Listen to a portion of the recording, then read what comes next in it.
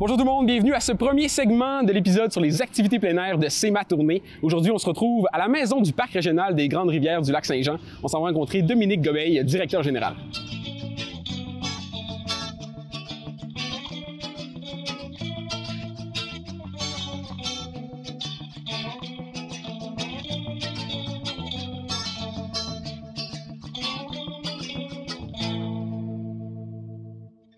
Dominique Gobeil, bonjour, comment ça va? Salut, ça va très bien, merci. Merci de nous accueillir ici à la maison du Parc régional des Grandes Rivières du Lac-Saint-Jean.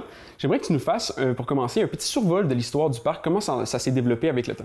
Donc, le Parc régional des Grandes Rivières du Lac-Saint-Jean, c'est une initiative qui émane de la MRC de Maréchal-de-Laine, qui remonte aux années 2004-2005 environ, où on utilisait les ressources et les revenus associés à l'exploitation forestière en terres publiques intramunicipales, qu'on appelle, pour réinvestir en développement économique et notamment en sentiers récréatifs, donc sentiers pédestres un peu partout là, sur le territoire, d'abord dans une intention de qualité de vie pour les citoyens vraiment du territoire d'une MRC donnée, d'une municipalité donnée ou de la MRC de Maréchal-de-Laine carrément. Okay. Donc, ça a été, je dirais, le fonds de commerce qui nous a propulsé ensuite à partir de 2014 vers une ambition à partir de ça, là, encore plus grande pour aussi utiliser ces actifs-là, ce potentiel-là pour aller vers un niveau, je dirais, touristique, là, vraiment que la MRC de Maréchal-de-Laine puisse se mettre de l'avant, se vendre et se mettre en tourisme, je dirais, entre guillemets,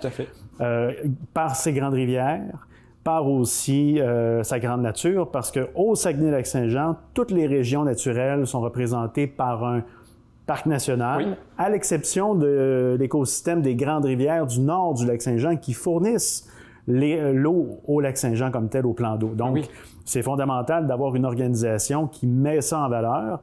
Alors, c'est exactement la mission que la MRC, que le Parc régional depuis 2014 s'est donnée. Et je m'en voudrais de passer sous silence aussi toute la dimension de la Pointe des Pères, qui a aussi été fondamentale dans la réflexion aussi de développer une offre de services pour le territoire, le secteur Pointe des Pères, qui a une dimension, dans ce cas-ci, davantage historique associée aux pères comme tel. Tout à fait. Donc, Dominique, le Parc régional des Grandes Rivières du Lac-Saint-Jean, évidemment, aujourd'hui, on se rencontre à la maison du parc, mais ça ne se résume pas qu'à ça. Il y a toute une panoplie de services et d'offres, et le territoire que vous couvrez est assez grand. Est-ce que tu peux nous en parler un petit peu?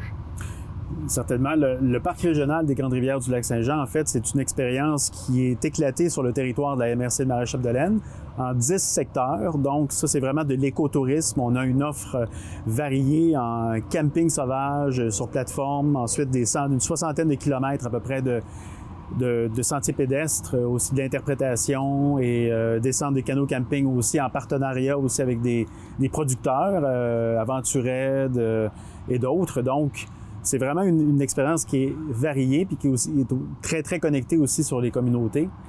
Et il y a aussi une expérience hivernale et estivale qui est le circuit quad motoneige de la passerelle du 49e, qui est un parcours de près de 250 km en arrière-pays. C'est vraiment une expérience quad motoneige où les paysages sont mis de l'avant et pour lesquels on a construit à ce jour 8 passerelles pour véhicules hors route. Et finalement, comme dernière expérience dont on est le promoteur, je pourrais dire, là, il y a le chemin pèlerin. Monasteriorum, c'est un chemin pèlerin donc de 28 km qui retrace les sites où les pères trappistes ont élu domicile leurs 3 monastères depuis 1892. Donc, il y a vraiment une belle offre de services qui est diversifiée. Et évidemment, pour offrir des services d'aussi grande qualité, vous devez collaborer avec différents acteurs dans la MRC.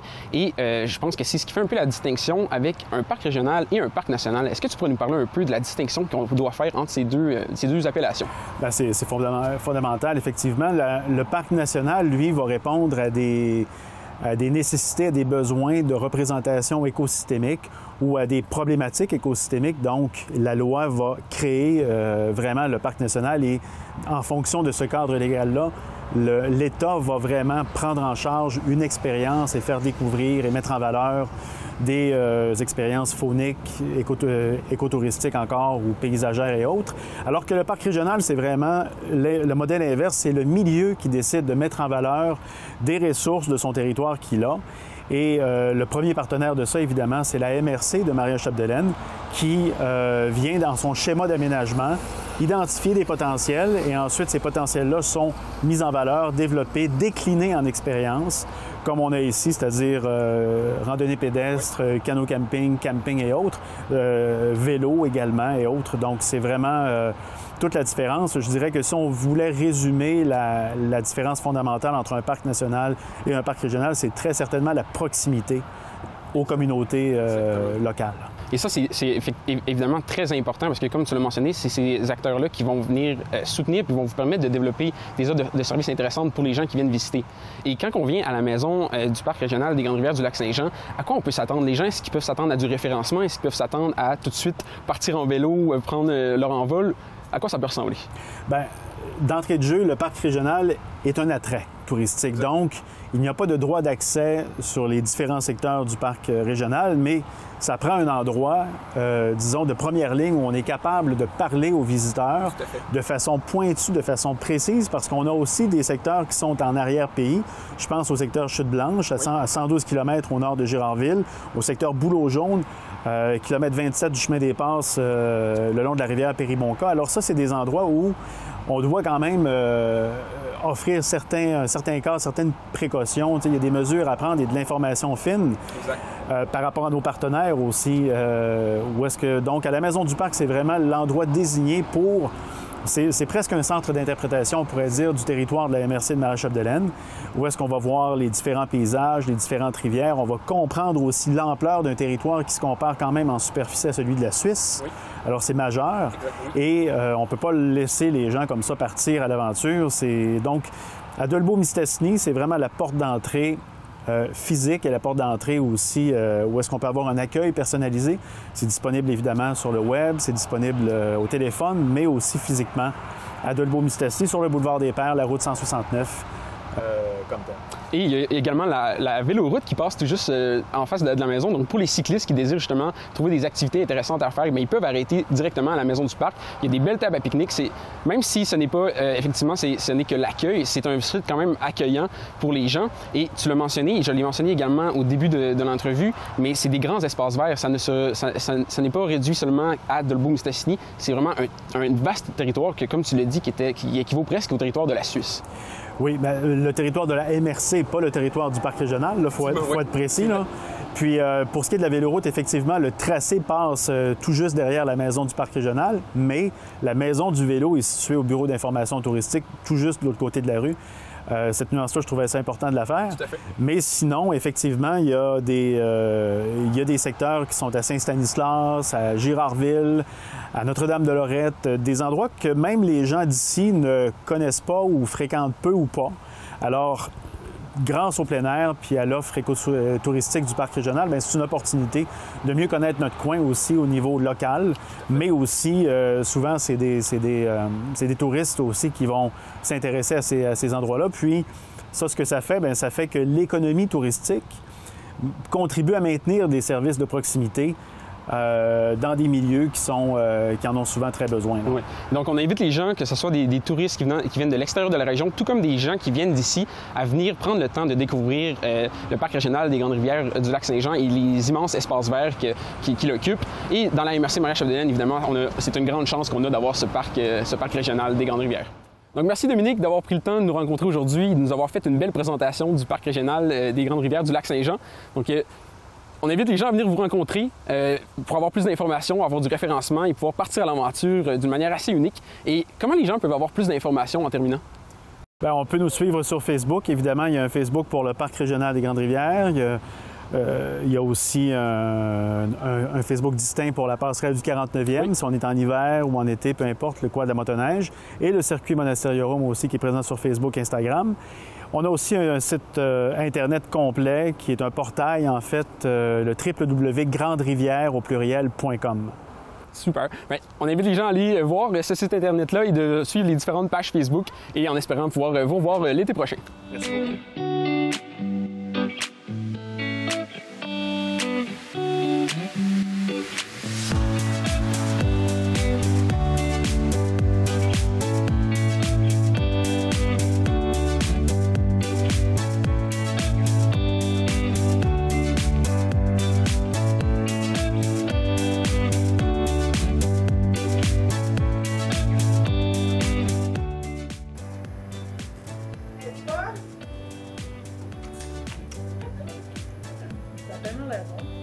C'est délicieux.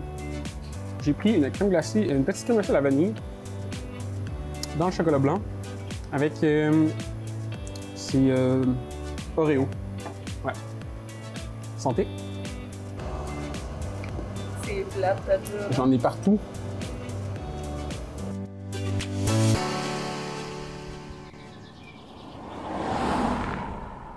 Le centre de ski de Debout-Mistassini offre une panoplie d'activités. Été comme hiver, si vous souhaitez vous dégourdir les jambes, c'est ici que ça se passe. Et pour en discuter, on s'en va rencontrer M. Jérémy Trottier, qui est donc responsable de l'entretien et des différents sentiers du centre de ski.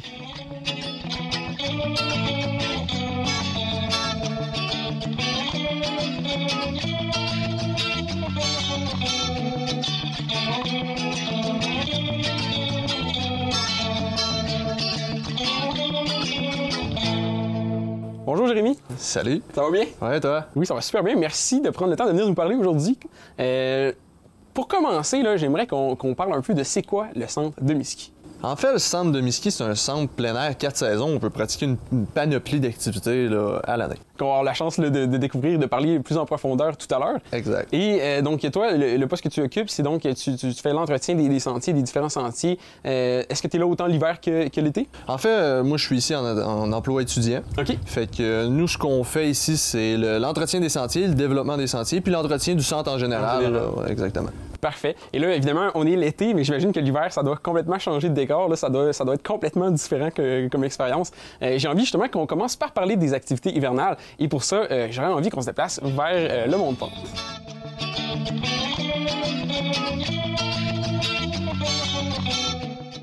Donc là, Jérémy, on se retrouve tout près du Mont de Pente. Et là, ça fait un peu bizarre parce qu'on est une journée très chaude cet été. Puis là, on va parler d'activités d'hiver, mais c'est une grosse partie du centre de ski. Oui, essentiellement, les activités du centre reposent sur l'hiver. Oui. Il y a plusieurs sports qu'on peut pratiquer l'hiver. On parle évidemment au ski alpin puis à la planche à neige. Sinon, il y a la glissade dans le sud qui est offerte aussi. On va aussi avoir le ski de fond. On a un grand réseau de ski de fond, de 20 à 30 km, là, tout dépendant. Puis on a aussi le fat bike et la raquette qui sont très populaires ici en hiver. Et combien de pistes vous avez pour descendre quand on fait du ski ou de la planche à neige? Ça ressemble à quoi au niveau de vos installations? Pour le ski alpin puis la planche à neige, on compte 6 pentes de ski alpin là, pour tous les niveaux. En fait, on a la familiale pour les gens un petit peu moins habitués. Puis on a le snowpark pour les gens qui veulent vraiment faire des tricks en planche à neige ou en ski. C'est vraiment super. Et est-ce que vous offrez l'hiver de la location d'équipement? Oui, en fait, il y a la location pour le matériel de planche à neige, pas pour le ski alpin malheureusement. Et est-ce que vous prêtez des raquettes? Est-ce que vous prêtez des... Oui, il y a la location de raquettes. On a 2 fat bikes aussi en location l'hiver. Puis il y a de l'équipement de ski de fond. On a aussi la petite XP, donc qui est du matériel de ski de fond qui est gratuit pour les jeunes de 12 ans et moins. Donc ils peuvent skier gratuitement dans ces centres-là en hiver. Super. Donc l'hiver au centre de ski, c'est vraiment un gros attrait, surtout que c'est situé tout près du centre-ville de Debout-Mistassini. Donc c'est vraiment à 5 minutes, on se déplace. On vient passer une journée ici l'hiver à descendre les pistes de ski, soit en planche à neige ou en ski. Et sinon, il y a les sentiers de raquettes et de fat bike. Exactement. Donc là, Jérémy, on s'est déplacé, on a marché un petit peu, on se trouve au début de vos sentiers. Et donc, on a parlé de l'hiver. Maintenant, l'été, ça ressemble à quoi à Demi-Ski? Oui, l'été, c'est un centre qui est quand même assez vivant. Donc, on a un circuit de vélo-montagne. On a 15 km de pistes de vélo de montagne. Puis sur ces mêmes pistes-là, en fait, on peut faire de la randonnée, de la marche, puis aussi on peut faire, évidemment, de la course à pied. OK. Et vous avez eu plusieurs nouveautés là, qui se sont développées au cours de la dernière année. Est-ce que tu peux m'en parler un petit peu? Oui, cet été, il y a beaucoup de nouveautés. En fait, on a inauguré un nouveau sentier qui s'appelle l'Amphibie, 1,6 km de nouveaux sentiers pour tous les niveaux, essentiellement débutants. Par la suite, on a amélioré tous nos sentiers actuels. On a reçu une cure de jeunesse. Donc, le centre est essentiellement nouveau. Là. Les gens peuvent redécouvrir les sentiers qui étaient déjà là. Puis, on a un nouveau projet qui est en cours, qu'on peut pas tout de suite dévoiler. Mais c'est ça, plein de nouveautés, puis plein de projets en tête. Super. Fait que moi, j'ai envie qu'on aille voir un petit peu plus loin pour voir à quoi ça ressemble vos sentiers. Est-ce qu'on peut y aller? Ben oui, bien sûr. Super. Et là, Jérémy, on parle des sentiers. Est-ce que à Demi-Ski, il y a différents sentiers selon le niveau des gens? Ben en fait, le centre de Demi-Ski, c'est un centre qui s'offre aux débutants puis aux intermédiaires. Okay. En fait, tous les sentiers sont pas mal débutants. Il n'y a pas de grande difficulté. Ce qui fait qu'un sentier est considéré comme étant intermédiaire, c'est parce qu'il est plus long. OK. Donc, les sentiers sont tous pour les débutants, les intermédiaires. Donc, ça fait en sorte que tout le monde, les gens de tous les niveaux peuvent avoir du plaisir à Demi-Ski. C'est vraiment idéal. Justement, on peut amener autant des jeunes familles que des gens qui veulent s'initier justement à ces activités plein air-là. Et donc, ça demande peut-être juste plus d'endurance selon la piste qu'on va choisir. Exactement. Et donc, Jérémy, pour compléter la belle offre de service du centre de Miski, eh bien, il y a aussi un volet restauration. Donc, vous avez un petit restaurant à l'intérieur du chalet. Le chalet qui est aussi louable. Les gens désirent faire louer l'établissement pour accueillir des gens ou s'organiser une petite soirée. Exact. Fait que, il y a un restaurant qui est utilisé l'hiver seulement, qui est en opération seulement l'hiver. Une petite cantine pour pouvoir avoir un chocolat chaud. Ça rentre toujours bien là, après une séance de ski. Puis exactement, notre chalet est alloué pour les événements, pour une location d'une soirée ou deux. C'est super. Fait que pour les gens qui voyagent en grand groupe, ben, c'est possible là, de faire la location du chalet. Et ben, merci Jérémy d'avoir pris le temps. On sait que vous avez beaucoup de travail, vous avez beaucoup de projets qui s'en viennent. On invite les gens à venir vous rendre visite. L'hiver comme l'été, il y a beaucoup d'activités disponibles et donc on vous souhaite une bonne fin de saison. Hey, merci beaucoup.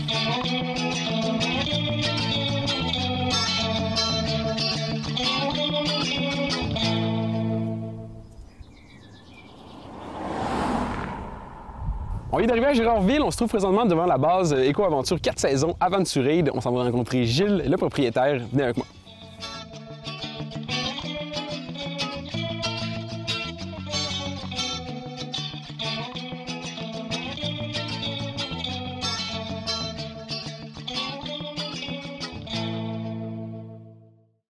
Bonjour Gilles. Bonjour. Ça va bien? Oui, merci de prendre le temps de nous accueillir aujourd'hui. Il fait vraiment une bonne température, je pense, pour venir vous visiter. J'aimerais qu'on commence par parler de l'histoire d'Aventurade. Comment ça a débuté tout ça? Pour faire une histoire courte, on a commencé par une descente à la rivière Mistassini en 87. On organisait déjà des séjours de plein air, mais de façon en association. Oui. En fait, pour résumer, on a décidé de faire à temps plein ce qu'on faisait à temps partiel. Et donc ça existe sous cette forme depuis 95 maintenant. Là. Et vraiment, vous êtes axé sur, comme le nom l'indique, l'aventure. Donc on part en excursion, on part en groupe et on s'en va visiter la nature boréale du territoire du haut du lac. En fait, c'est une base d'aventure 4 saisons. Donc on est ouvert à l'année. On a 2 volets. Les activités d'aventure, donc été, printemps, automne et hiver, que ce soit du canot, chien de traîneau ou autre. Et puis le parc animalier avec le parc des Louis. Donc les deux sont un peu imbriqués. Donc nous, notre activité, en fait, on vient ici pour faire des activités. Et puis après, on a travaillé au niveau des hébergements pour rendre les choses un peu faciles. Si on est spécialisé depuis plus de 20 ans sur des activités de longue durée, c'est-à-dire une semaine ou plus, mais on fait aussi des activités de courte durée. Et la particularité, c'est qu'on reste quand même avec des petits groupes. Donc on a une capacité d'accueil qui est réduite parce que si on veut profiter des activités d'aventure et de la forêt boréale, il faut faire ça en petit groupe. Et je pense que c'est ça qui fait le charme aussi de vos aventures, le fait que l'espèce de proximité et d'intimité que vous avez justement avec les gens qui partent en aventure avec vous. Vous avez beaucoup de connaissances, beaucoup de choses à leur apprendre. J'ai envie qu'on aille se promener un peu de ce côté-ci et que vous nous parliez plus en détail justement des différents forfaits, des offres de forfaits là, que vous offrez pour les gens qui décident de partir à l'aventure. C'est parti. En fait, la majorité des séjours, c'est ça. C'est sur une semaine, en activité spécifique, donc que ce soit du canot, de la motoneige, du chien de traîneau, ou en multi-activité. Il y a des séjours où été comme ouvert, où on va mixer un peu les activités pour les personnes qui veulent découvrir l'ensemble des choses. Ici, on arrive au côté des hébergements, à côté du parc Maïkan, donc qui est le centre d'observation des loups. Ici, c'est le grand camp des loups. Donc c'est l'hébergement qui nous sert de camp de base pour les activités de longue durée. Maïkan, ça veut dire loup en Innu. On est en territoire ici au niveau des Inuits, donc ça veut dire loup. L'objectif du parc Maïkan, c'est de démystifier les loups. Donc c'est parce que c'est un animal qui laisse personne indifférent, mais qui n'est pas ouvertement bien connu. Là. Donc l'objectif du parc, c'est de le placer à sa juste valeur au niveau de l'écosystème où il évolue. Là. Donc l'objectif, c'est... nous, on a un permis de zoo, comme n'importe quel parc animalier, que ce soit zoo Saint-Félicien ou autre.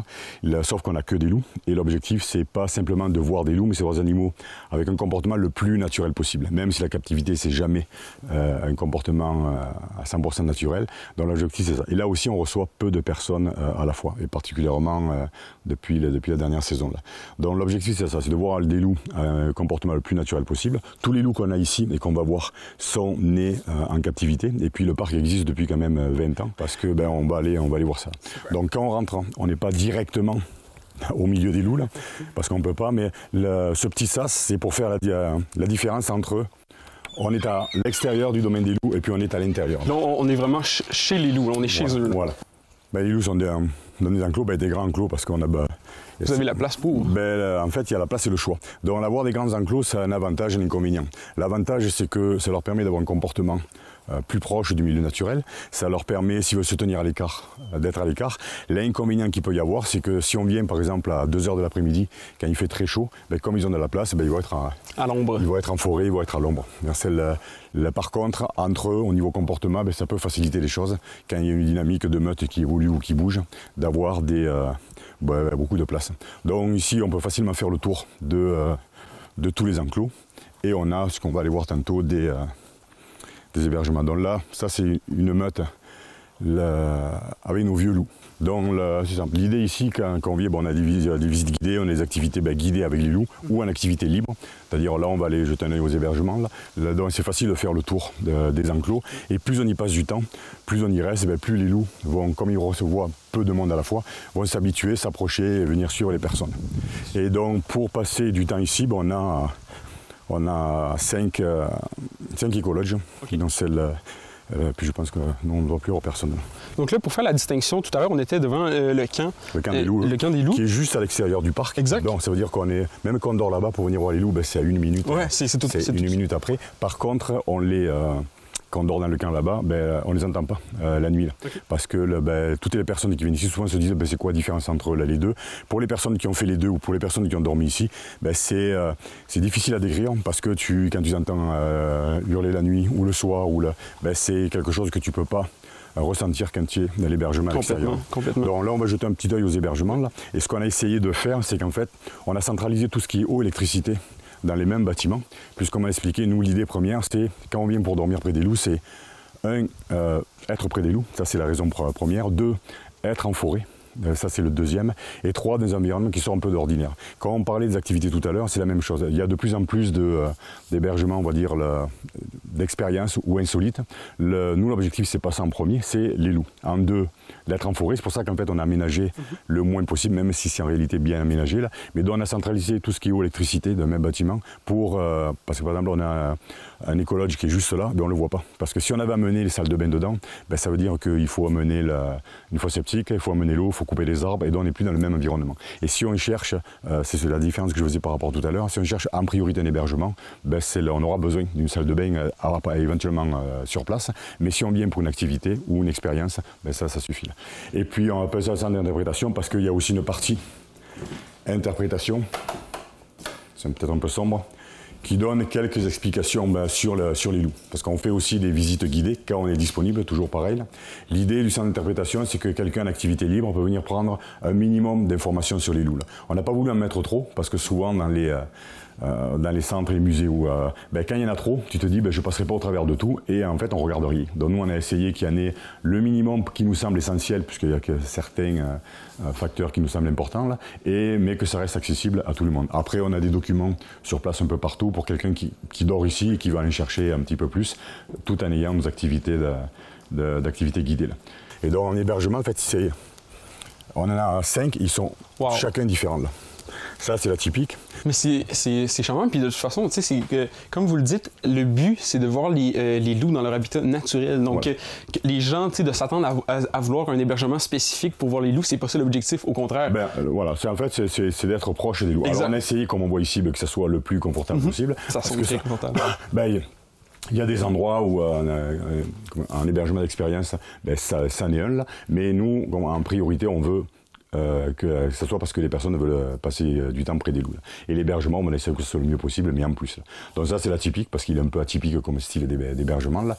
Ça, comme pour donner une idée que c'est complètement différent de l'un à l'autre, ça, c'est l'affût. Donc c'est un autre hébergement qui permet pas de voir plus les loups, qui est un petit peu plus grand, donc ça permet de recevoir éventuellement des familles un peu plus grandes. Oui, c'est l'expérience, c'est l'hébergement qui change, c'est pas tant l'expérience. Donc l'expérience reste la même, exact. Mais l'hébergement est différent. Là. Et on a quand même beaucoup de personnes qui reviennent et souvent certains vont dire moi je veux lui, d'autres alors que quand on ne sait pas, tu n'as aucune idée. Et les questions comme je parlais tout à l'heure, c'est souvent c'est quoi le mieux? En fait le mieux il n'y en a pas. C'est ça. C'est ça. Voilà, donc ça c'est l'affût, c'est pas un affût de chasse, mais voilà, c'est simplement parce qu'il est surélevé. Là. Mais donc peut-être un petit peu plus de fenêtres, mais on voit pas plus les loups.